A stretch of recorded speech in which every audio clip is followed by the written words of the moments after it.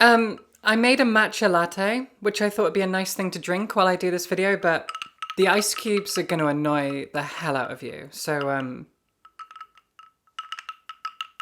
just going to put this down.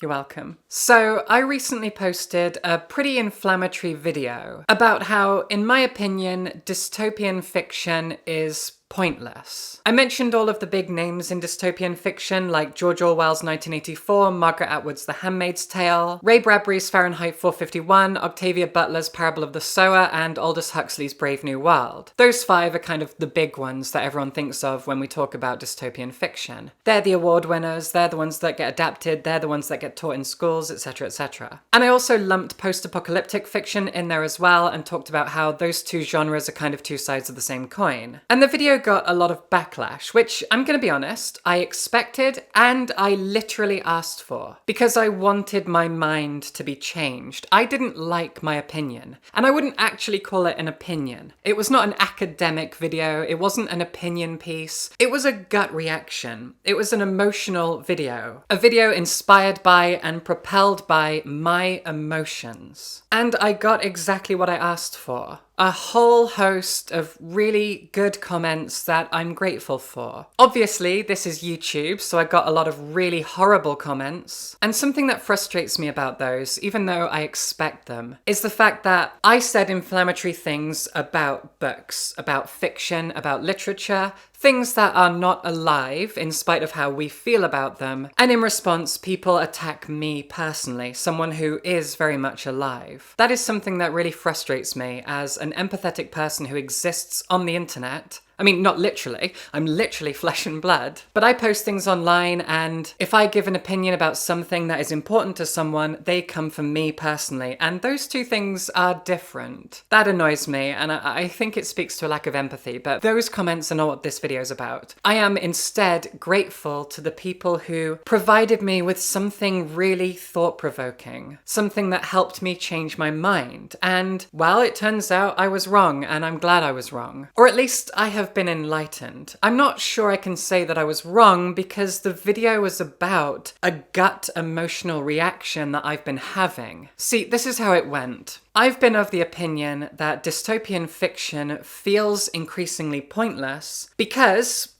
look outside your window. Look at what we're doing. Look at where we are. Look at just how terrifying so many places are for so many different reasons all across the world. Everything feels dystopian. It feels like we're living through 1984, The Handmaid's Tale, etc. These stories are coming true. And because I am frightened and frustrated every single day, and that frustration has been exhausting, I have taken out so much of that frustration on dystopian fiction because books are where my attention goes. I read, I write, and as I said to people in the comments section and in my Discord, I've been holding these authors to an unfairly and unreasonably high standard. My attitude was kind of, if George Orwell and Margaret Atwood and Octavia Butler, if these people can see where things are going, if back in their day they could predict where we would be now, and Parable of the Sower is set in 2025, why didn't they do anything? I was kind of putting too much on their shoulders. I was treating these people like prophets because what they've done is so incredible, and we celebrate their works. We teach their works in schools, at least for now, in most places, maybe not Florida. These novels are held up as the great works of literature of the 20th century. And so in my mind, I'm like, well, they didn't do anything. They didn't change anything. They didn't stop anything. If these authors knew, if they could prophesize where things were going to go, why are we still going there? I wanted literature to do more than it did. That's where my frustrations came from. And I had a lot of comments that have changed my mind and helped me see and helped me rationalize all of these gut feelings that I've been having. So I'm going to go through the best of those comments now and talk about what they did to me. Let's go. I'm not going to bury the lead. I'm going to start here with my favourite and the most impactful comment that I received. This comment is from The Sunny One, and it says, "Dystopian and post-apocalyptic fiction is my area of interest, so this feels like the right kind of video for me to comment on. The warning message isn't always the only point or purpose of this type of media, which is a shame you miss out commenting on. You get close a couple of times, but you miss talking about the message of hope that often accompanies the warning. The Handmaid's Tale ends with the message that the Republic of Gilead collapses, and in the long run, things got better. The Road ends with the boy going against the father's paranoia and deciding to trust the other humans that approach him. The Parable of the Sower ends with Lauren and all of the people she has helped going to a new land and forming a new community. And this kind of message is repeated through most of the best dystopian and post-apocalyptic fiction you can get. The good stuff anyways. The short-term misery is exactly that. Short-term. The message of hope is varied amongst all of them, but in general it comes down to look to the future, trust humanity, work together. Reading only the short-term message is the issue here. It's doomerism. As a mostly bed-bound disabled queer trans woman living in the UK watching this country and others goose-stepping into fascism, a lot of my escapism is reading about a world where, as recognisably terrible as it all starts off, they don't see someone like me as a burden and instead work towards a future where people trust each other and work together. This comment hit me so hard. Because while I'm not physically disabled, I am very mentally ill, and I'm also a queer trans woman living in the UK. And I turn on the news every day and scream. And that's kind of what led to me making that initial video. I was looking at the short term, I was looking at the negative, I was hoping for more to be accomplished. Whereas a fellow trans person living in the UK is reading these books and seeing the long term, is being wiser than I am when reading these books, is seeing the outcome, is seeing the fact that fascism fails. These regimes come crumbling down eventually. The books are full of hope. These stories are about community and camaraderie and socialism and people uniting and fighting back against their oppressors. That's what so many of these books are about. Not 1984. 1984 is very, very doom and gloom. It is a horrible ending, and Orwell clearly had no faith in us to fix the path that we've been walking down. But apart from that book, well, this comment did a great job of making me realise that post-apocalyptic and dystopian fiction isn't just a warning. It's also a reminder that we have each other, that community is strong, that our bonds are unbreakable, as long as we keep pushing forward, as long as we use what we have to fight back. I'm just very tired. I'm so tired, and I'm taking all of that out on these authors and the art that they have created. And this comment really helped me see the error of my ways, and I'm so grateful to it. But that person, that commenter, was not the only one to change my mind, so let's keep going. Over in my Patreon Discord community, which you can join for $1 a month, Reva said this: "I'm not intending this as any kind of tear apart, but I think my basic rebuttal is that the value in dystopian and apocalyptic fiction is that it teaches critical thinking and social awareness that I think many people in the world lack. I think it's possible to feel overwhelmed and upset by how much of reality is dystopian because we understand these books and their messages, which in a weird way means they're not meant for us anymore in a teaching sense. They are there to teach people who've not yet considered their points, or who continue to sit in an apathetic, it doesn't affect me mindset. Whether it reaches them is a thing, sure, but I think those books are intended to be to show them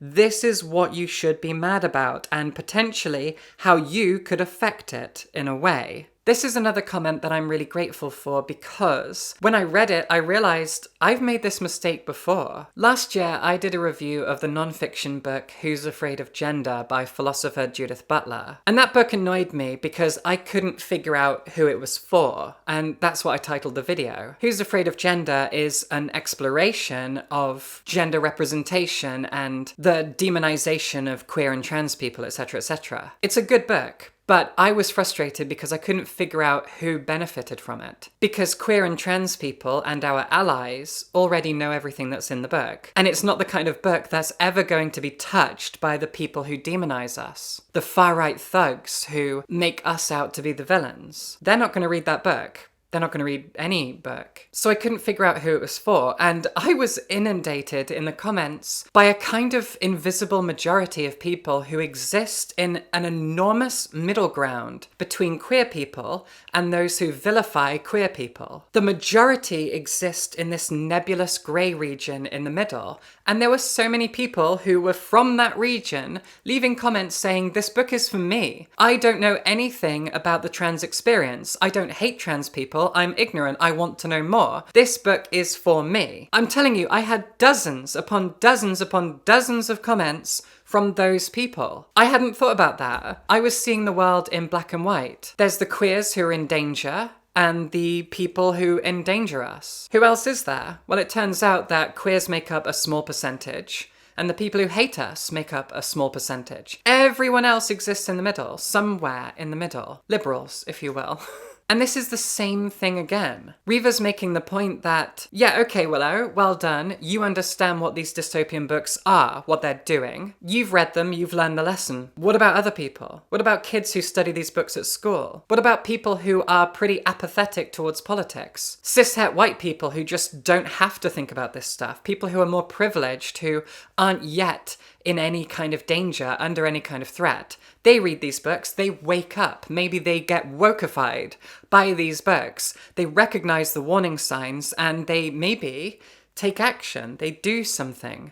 These books are for ordinary people to be made aware of what's going on through fiction rather than something dry and heavy like a non-fiction history or philosophy book. And that's such a good point. I don't know how many people's lives have been changed by watching the TV adaptation of The Handmaid's Tale. That was such an enormous show. I watched the first 2 or 3 seasons and I really liked it. I thought it got worse and worse and then I checked out. But the point is, it was a good adaptation, at least for a while, and it had a profound effect. Hopefully, it did a lot of good. I was being ignorant and just thinking about the fact that these books have no effect on me because I know this stuff. I am a queer socialist feeling frustrated all of the time. What about the vast majority of other people? People who aren't far-right thugs and also aren't already fully clued into all of this. People who don't see the Matrix. People who are in the middle, who pick up these books and are changed by them. I wasn't considering that, and that's very short-sighted and ignorant of me. In fact, short-sightedness is kind of the big flaw that I demonstrated in that video, because I've had 2 different comments talking about 2 different things from 2 different angles, both of which demonstrate that I was being short-sighted. Fair enough.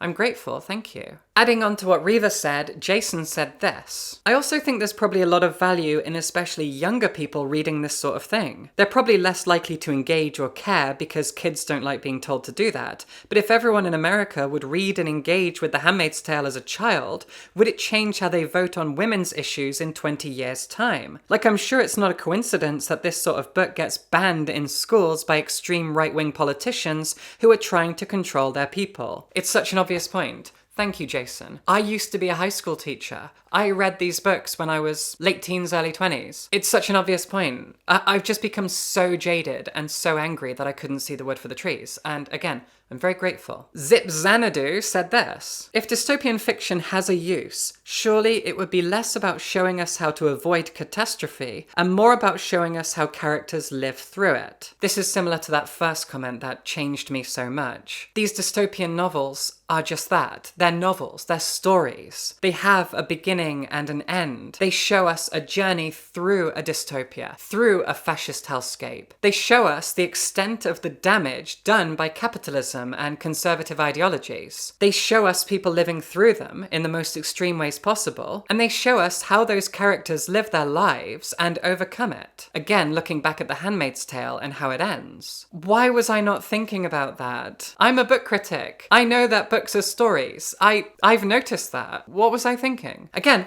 I don't regret that initial video because my gut reaction is still valid. Feeling like Dystopia should somehow be able to do more. It's kind of silly, but it's how I felt. I'm not apologizing. I'm not getting cancelled. I'm not regretting anything. I'm showing my gratitude for people who showed me more. People who showed me how to expand my horizons and take in more and appreciate more. I'm very grateful. And just to finish off, one person actually quoted me to make an argument against me, which is really flattering. Something you said in your Sunrise on the Reaping review really stuck with me. Loss is the cost of fighting for change. They might feel pointless and meaningless, but it is so imperative we keep reading them. Keep reading, keep shouting, keep fighting for change. The cost may very well be the loss of our own lives, but if that's the path these books lead me down, it could never be pointless. That is heartbreakingly powerful. I am so moved by that. The fact that I said something arguably profound, maybe, in a review of a dystopian book and then just kind of didn't internalize it enough. It's kind of hilarious. So thank you for pointing that out, for pointing out that I said something that you could use to argue against a video that was pretty short-sighted. Thank you. So I am sorry for my short-sightedness. Again, I'm not really apologizing for having a gut reaction to a genre that I've become cynical towards. But I'm so grateful that I have a wonderful community on Patreon and just the viewers of my channel who leave comments like this that constantly help me grow as a person.